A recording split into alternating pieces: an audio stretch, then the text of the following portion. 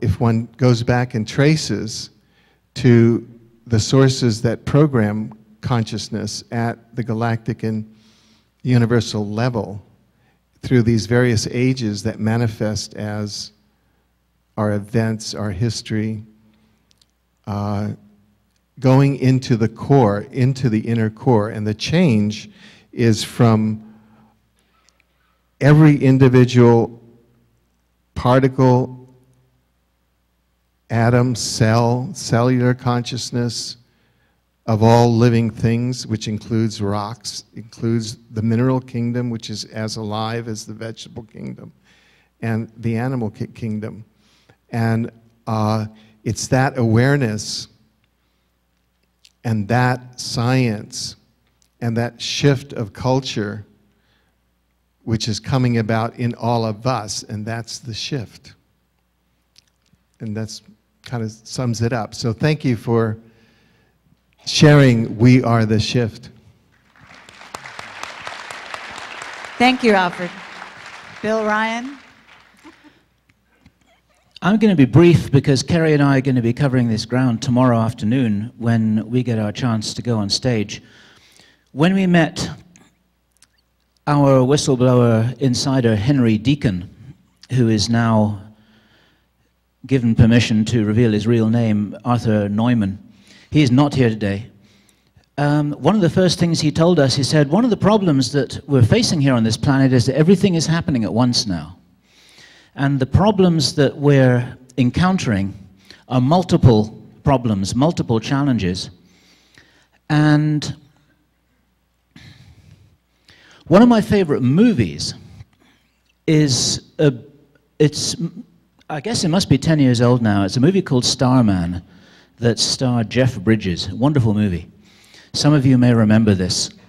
And there's a scene towards the end of the movie when the Starman is sitting in a restaurant with all kinds of military vehicles outside, and he's talking to some guy from NASA or the intelligence agencies who's waited his whole life to talk to a starman. And the starman leans over the table and he says to this guy, he says, what is wonderful about the human race is that when things are at their worst, you are at your best. And this was such a moving moment and so wonderfully delivered in this movie moment that the intelligence government guy, he's just so blown away that he lets the starman go because he realizes that this guy isn't just somebody's potential experiment. He's a wonderful spiritual being who really has the gift of seeing what humans really have as their potential. And I think this is what it's about. This is my perspective on this, that as things get more challenging, as the Earth heats up, the solar system heats up, the political scene heats up, our consciousnesses, metaphorically speaking, are heating up, just as my colleagues have described. And all of this is coming to one of these wonderful, let me use the movie analogy again. If we're all in a movie and it's a 3-hour movie, we're probably about 2.5 hours in. We've still got a bit of popcorn. It's getting quite exciting. We don't know how things are going to end, but it feels like fun. And this is it. We're in it. We're not watching it, but we're actually in it. Okay, I've got one of those. Okay, thank you. Bill Ryan, thank you.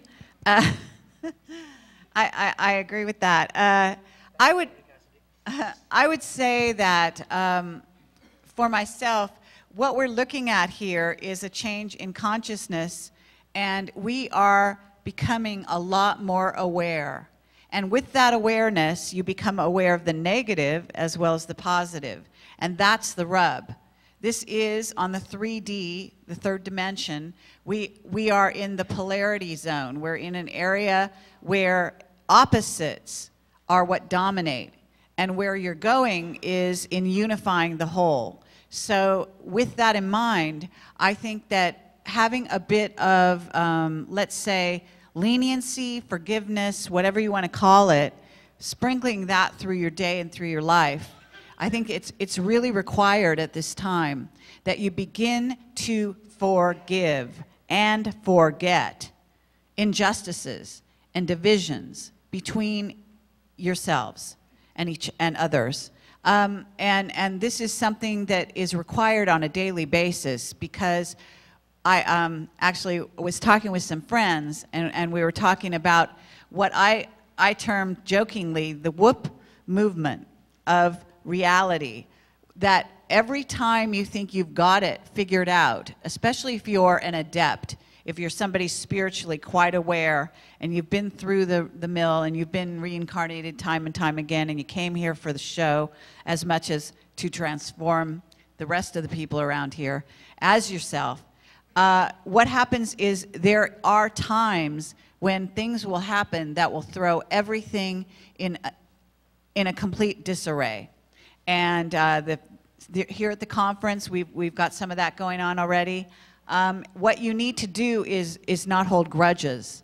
You've got to move away from that kind of mental state and begin to embrace the opposite and find out what's really going on there, and seeing beyond that to the greater whole.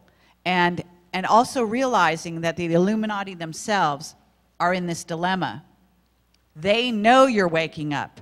They don't know what to do about that, okay? They want to dumb you down. It's not working. Okay, just look around. How many people have come to this here in LA, La La Land? You managed, all right? There are people awakening. We have incredible numbers of people coming to our website. There's a reason for that. We also have some very strong forces right now amping up for the last few months, trying to take us down, all right? It's not working. There's a reason for that. So I'm going to keep this brief, but we could go in a lot more depth at another time and place. We have a short panel here, and we're going to have to move on to get the conference going. Marcia Schaefer is soon to join us, but I'm going to move on to Rebecca Jernigan, and that's just some things I'd love you guys to keep in mind, and maybe help us all get through this shift a lot smoother and with grace. I agree with Rich Dolan there. It's a matter of grace under pressure. Very nicely said. And for those of you who do not know me, my name's Rebecca Jernigan, and I do a radio show twice a week called Journeys with Rebecca. I started this show about 7 years ago. I've always been a clairvoyant, a psychic, I'm energy sensitive, the list goes on and on and on. One of the things that I was guided to do 7 years ago was to put together a program that would bring not just myself, but other people into the public eye to share their stories, to share their knowledge, their information, their wisdom.